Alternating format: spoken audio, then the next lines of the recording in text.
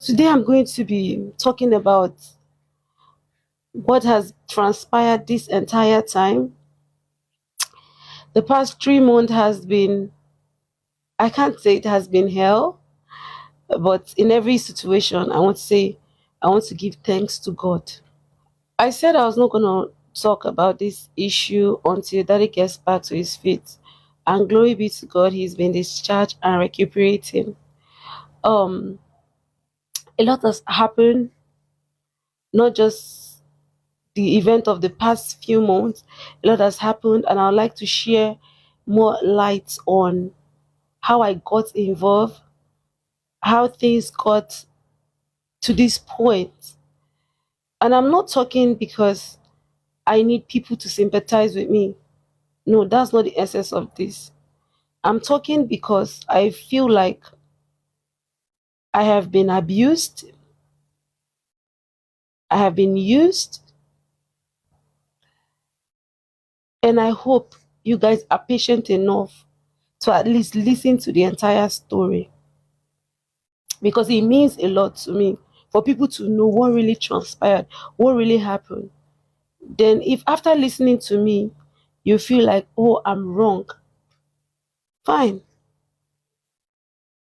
I'll leave the judgment to you people. So, how did I get involved in all this in the first place? Um, Firstly, how did I get involved with this family, the John Okafor family, Mr. Eboo family?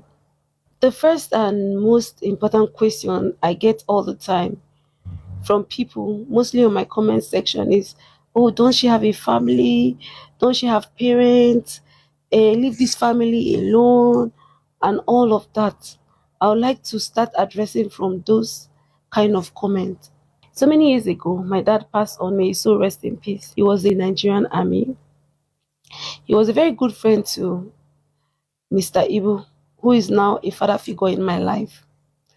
When my dad passed on, Mr. Ibu himself was at the burial.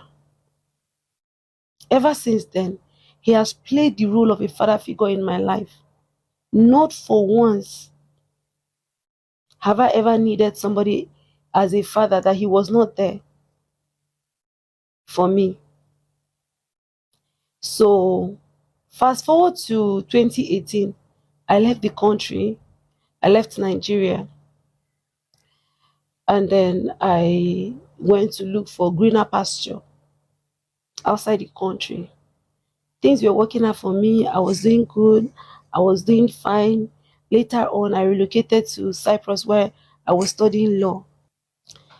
Fast forward to 2020, Daddy in person of Mr. Eboo, started writing me on WhatsApp requesting for financial assistance. I was really surprised because before I left this country, he was doing well. If he wasn't at the peak of his career, he was doing absolutely well.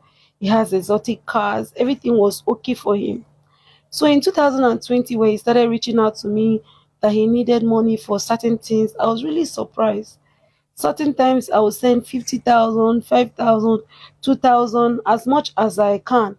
I have friends then in Cyprus that can attest to it. I think I have one friend, Ventura, another friend, Otonye. These are people I know that can attest to it, because then, even when I don't have as much, I would borrow from them or I would get from them to send to him. So at some point, it was quite disturbing, because I know when I left this country, he was doing very, very okay. I started asking questions. I asked him, what exactly is happening in your life right now for you to be asking for the least 50,000, 10,000, 5,000? Are you sure everything is okay? That was the first time he mentioned to me that he was sick and he was in Abuja. I then asked him, how about your wife? How's the children? How is everybody doing? It's been long since I heard from any of them. He said, his wife is in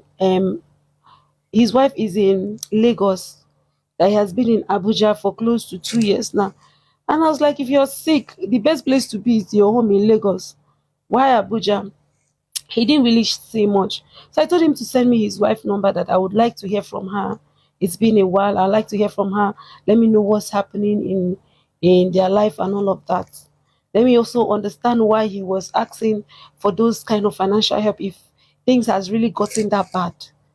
Because I was in shock. It also surprised me. So he later sent her number. I called her. I asked her how she was doing. She said everything was not well. I could remember that day. The first day I contacted her after a very long time, she said everything is not well, that her husband has left the house for over 2 years. He has abandoned the children and everything. I was surprised to hear that from her. And then she said that very day she started sending me videos. I think the last time they called me out that I was on that the freeze live, I made reference to that. And I'm sure those evidence will still be on the live because I've changed my phone severally and my phone formatted, so I might not have some of those evidence, but I still know that if I go to my iCloud, I'll still see some of them, which I'll be posting while the video goes on. So around that period, she was crying over the phone. When I asked her how things were going, she said that daddy, in person of Mr. Eboo, has left the house for over 2 years, abandoned her with the kids, that things were really bad for her. Even that day, she sent me a video of NEPA people cutting the light. As of when I called her, the NEPA people were there. She went to her car. She showed me her car, that there was no fuel in her car. Her car was in a very bad condition. That in fact, that if I don't intervene, no, no, no, no, no, no, no, the NEPA people will cut the light, and there will be no light for there will be no light in the house, and the children were drinking gari, that there was no food in the house for the children, that they were drinking gari, that things has gotten real bad, that since daddy was in Abuja, he was not really in a very good state to help them and support her. And for her, she's not doing any work. She according to her, she married him. She has not had any job. She has not done anything. She has no means of sustaining the family. I mean, she totally depends on him to be able to sustain the family and pay school fees for the children. So I said, okay, me, I'm in Cyprus zone. I'm studying. I showed her some of my school stuff, that I'm studying law. This is where I am. We're trying to catch up with each other. And I told her this is where I am right now. But I'll try and see if I can raise at least 100,000 and send to her so that she can sort out the little she can solve. She said, okay. That day I sent her 100,000. The proof of that is what the proof of that 100,000 I sent her is in the live video the previous live video I did with Daddy Freeze.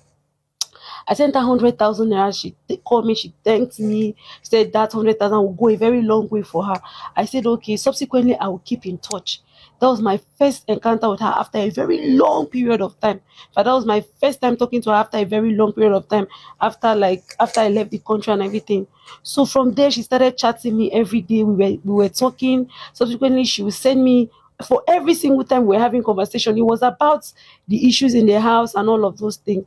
And at the point, she started complaining to me that she's not able to reach daddy on the phone, in person of Mr. Eboo, that when she calls him in Abuja, he doesn't pick and all of that.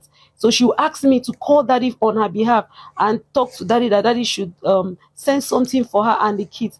And I've been supporting her in the little way I can during that period. My friends in Cyprus, I can call their names here.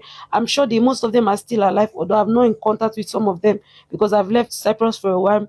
They are aware. Some of them are aware because when I don't have, I'll ask my friend, oh please help me, I want to send. They know how close I was to the family and how I was always concerned about the family. So at one point, I said I was coming back to Nigeria because at that point I was dating someone and we're talking about getting married. So I had a reason to come to Nigeria, and I told her, I said, look, I'm coming to Nigeria. When I come to Nigeria, we'll sit down and talk. Then we'll know how to solve some of all these issues that is going on, you know. So I was also talking to daddy's son, Valentine, that was in South Africa. I was talking to so many people in the family that period. So when I came back to Nigeria, I was supposed to come to Lagos. In fact, she was supposed to meet me at the airport, but she couldn't meet up. And then I told her I was going straight to Abuja. I traveled with one other lady, one of their family friend. So we went to Abuja. On getting to Abuja, daddy was really sick. He was really, really sick. That was the first video that went viral on social media that was giving him medicine. I said, daddy, take this medicine, take the medicine. I am sure I'll put it on the screen during the course of the video. So daddy was really sick. The condition I met him was really bad. I have a lot of videos we made that day. Asking what was happening. He said he's really down for the past 2 years. He don't know what is happening. I said, why haven't you gone home if things are really that bad? Go home and stay with your wife. At least she will take care of you. Now that you are here in this hotel, the name of the hotel he was then was Nana Suit. You people can go and find out how long that he stayed in Nana Suit. I know, I heard when I came, I heard he lived in so many hotels in Abuja before finally living in Nana Suit. I'm sure people that are watching this video, some people will be able to go there and make inquiries. It was in Nana Suit Hotel that I went and found that day. So in that Nana Suit Hotel, there are some other people that were there, some other actors. During the course of this video, I'll be mentioning some names. So if there's anything I'm saying that is lie, people can go and make inquiries. You know, I didn't want to come and say anything, but the things have gotten to the part where I have to speak up, and I have to speak up my truths. I have to say my truth the way it is. That is the essence of telling this story. The way it is. If after knowing my truths, you people still deem it fit to condemn me, it's fine. But at least let it be that I speak. Let it be that I said something. Let it be that I stood up for myself. So when I arrived at that Nana hotel with the lady that is a family friend to them, daddy was really sick.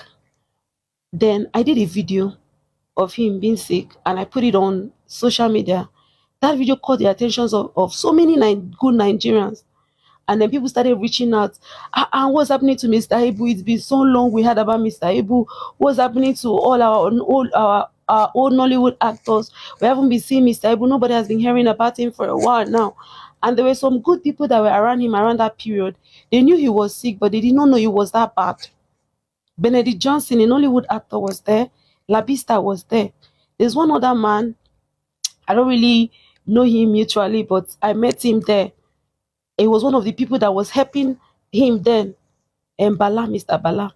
They had a program running, one political party program that was running on that period. I can't really say much about it because I came and met them in the middle of it. In fact, I later found out that they were the one even sustaining his hotel bill, his food and everything. So when they saw that video, they rushed, they came, Benedict Johnson came over, Labista came over, and some people in Nollywood, they came over. And immediately, it wasn't up to an hour, let me say an hour 30 minutes, they rushed him to the hospital. Zenith Kidney and Medical Center. When they took him to the hospital, I believe Benedict Johnson, by the grace of God, he's alive and healthy. He knows most of, he should be able to relate to most of the things I'm going to say during this period in Abuja. They took him to the hospital. The doctors saw that they saw his former medical reports from the previous hospital he was. And what the doctor said that day, I won't forget, he said, if this medical report that they came with is the state of him, of daddy right now, that means things are really bad. And then I can remember then, if the people that were there can attest to the fact that daddy was saying, death is near, death is near, death is near. I was rebuking him. I said, death is not near, you're not dying anytime soon. So the hospital, they said they had to make a deposit of a particular amount of money. Benedict Johnson and Labista were running around with some other people, the Bala man, they were running around, they were able to raise a certain amount of money, and then they made deposit at that hospital, Zenith Hospital. So they started checking that I cannot actually give details of his medical condition because I feel like that those are things that are actually personal to him. But I can actually say to some extent the medical condition was really bad. It wasn't a very good report. So they started checking him all over. They had to admit him. They admitted him in that hospital for at least 3 months. And the people that took care of the bill that time, as far as I know, was that group of people that were sustaining him at that hotel.